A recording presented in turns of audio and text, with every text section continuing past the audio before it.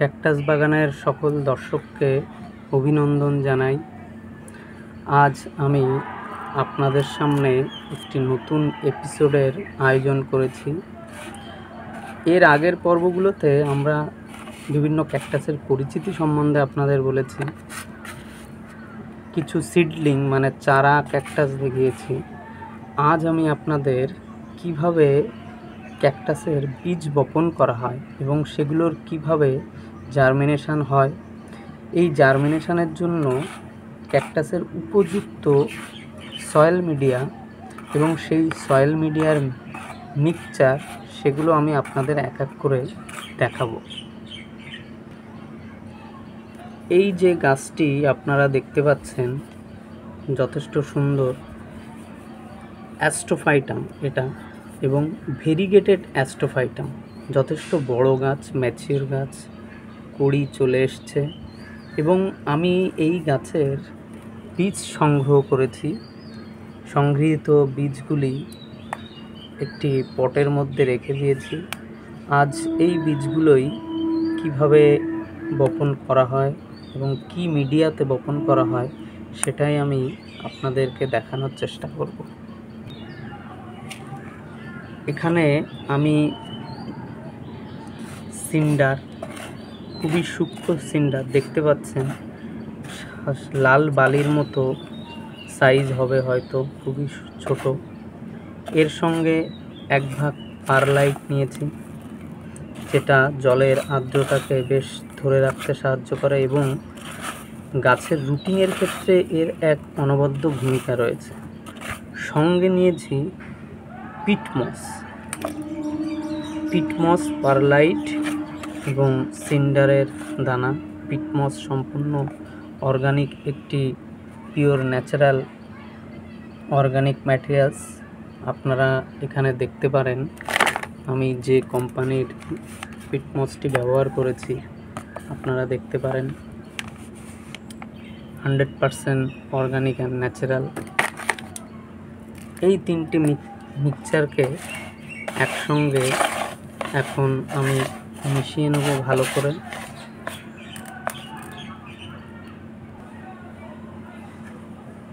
আমি সবকটি উপকরণ খুব ভালোভাবে মিশিয়ে নিয়েছি এবং আমি আরেকবার আপনাদেরকে এই উপকরণের রেশিওটি বলার চেষ্টা করছি।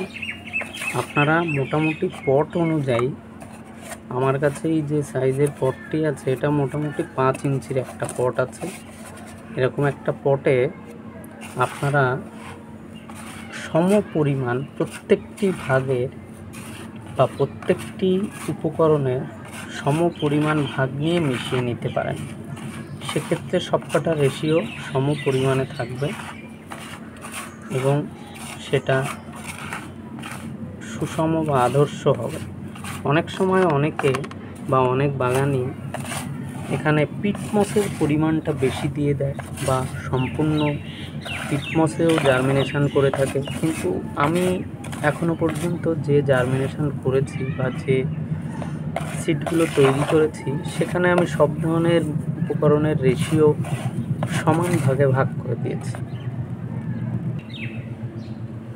এখন আমি এই পটটিতে কতটা পরিমাণ এই উপকরণটা নেব আপনারা দেখতে পাবেন।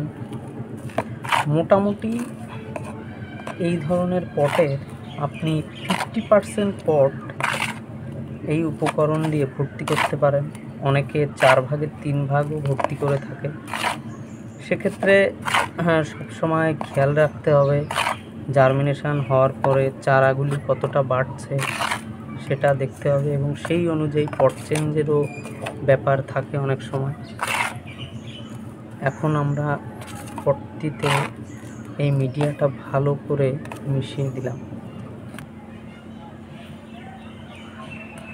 এইভাবে পাত্রটিকে মিশ্রণটি দ্বারা পরিপূর্ণ করলাম।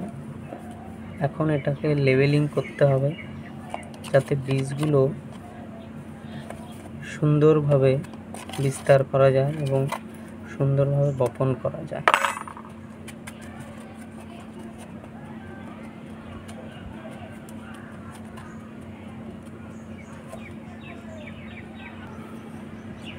এখন এই মিশ্রণ ভর্তি পটটিতে আমি ভালো করে জল দ্বারা ভিজিয়ে নেব। এক্ষেত্রে একসঙ্গে মিডিয়াটা যাতে ভেজে সেরকমই একটি ব্যবস্থা করা প্রয়োজন, না হলে এগুলো এদিকে ওদিকে ছড়িয়ে যেতে পারে। এখন এটাকে ভেজানোর জন্য এই বালতি ভর্তি জল নেওয়া হয়েছে, আপনারা দেখুন।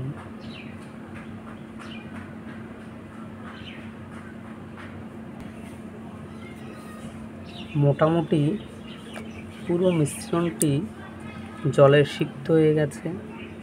সাধারণত এর নিচে কিছু ছিদ্র করে নিতে হবে, না হলে এইভাবে জলটা হয়তো পুরোপুরি মিডিয়াটাকে ভেজাতে পারবে না।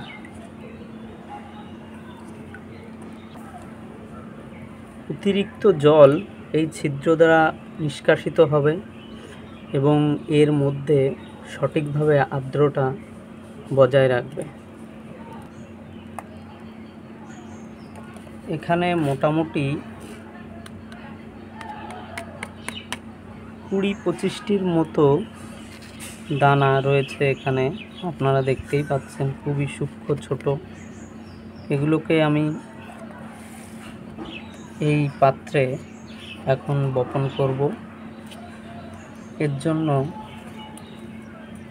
প্রথমে আপনাকে গাছগুলি কেমন জায়গা নিতে পারে বা কতটা জায়গা নিতে পারে সেটা আইডিয়া করে বীজগুলির একটি বীজের সঙ্গে আরেকটি বীজের দূরত্বের পার্থক্য বজায় রাখতে হবে। মোটামুটি প্রত্যেকটি বীজ আমি সমান দূরত্ব অনুযায়ী এখানে সাজিয়েছি।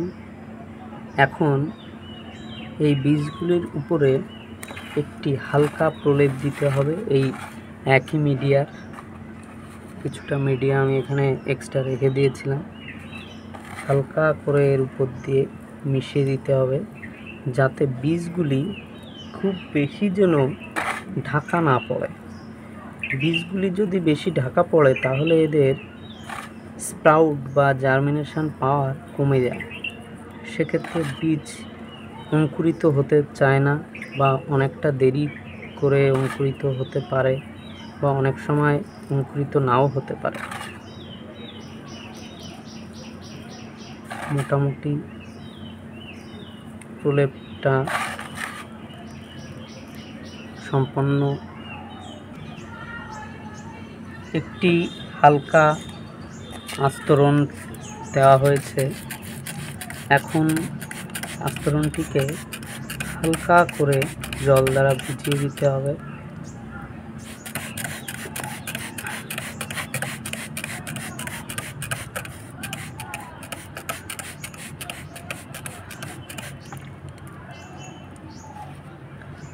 মোটামুটি ভিজানো কমপ্লিট। এখানে এই জলে আমি কোনো রকমের ফাঙ্গিসাইড ইউজ করিনি। অনেক ক্ষেত্রে অনেক বাগানই এখানে ফাঙ্গিসাইড ইউজ করে থাকে, কিন্তু আমি প্রথম দিকে ফাঙ্গিসাইড ইউজ করি না। এখন আমরা এই বাক্সটি সুন্দর করে এয়ারটাইট করে দেব, যাতে বাক্সের ভেতরে হিউমিডিটি সঠিক থাকে এবং গাছ সঠিকভাবে জার্মিনেট হতে পারে।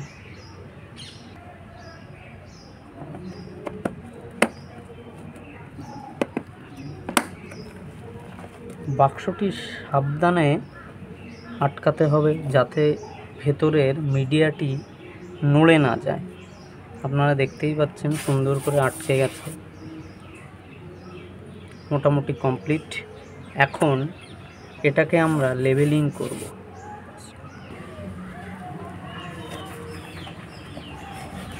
এখন এই বাক্সটিকে একটি সঠিক স্থানে রাখতে হবে। একে কখনো সরাসরি রোদে রাখা যাবে না, কিন্তু যে জায়গায় সুন্দর আলো আসে সারাদিনে সেরকম জায়গায় রাখতে হবে। বিশেষ করে উজ্জ্বল আলো আসে। যাদের শেড আছে তারা শেডের যে কোনো জায়গায় রাখতে পারেন, যাদের শেড নেই তারা একটি আলোকিত স্থানে রাখতে পারেন, ঘরের